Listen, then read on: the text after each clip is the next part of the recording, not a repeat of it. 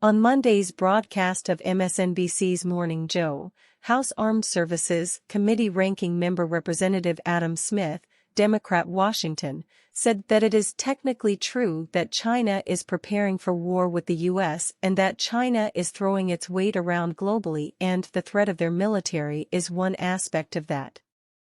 But it was very dangerous and very irresponsible for 2024 GOP presidential candidate former UN Ambassador Nikki Haley to say so because it implies that China's getting ready to launch a war with us, and that's not actually what's going on.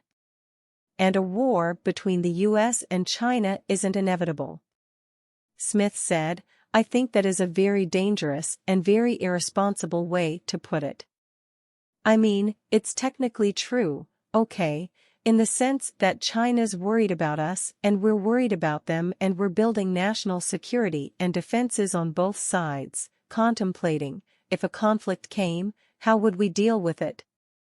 And also up front to have sufficient weapons, sufficient defense to deter that conflict."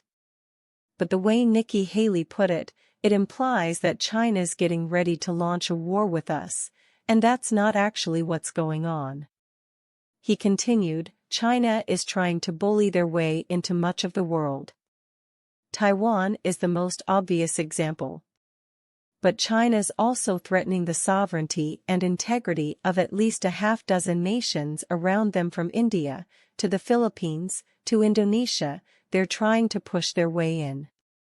Globally, they're even overfishing in as far away as around Latin America, and they're trying to use their power to do that, and the threat of their military is one aspect of that. We need to build a coalition to push back on that. We don't need to be talking about war as if it is inevitable. That is a very dangerous way to put it."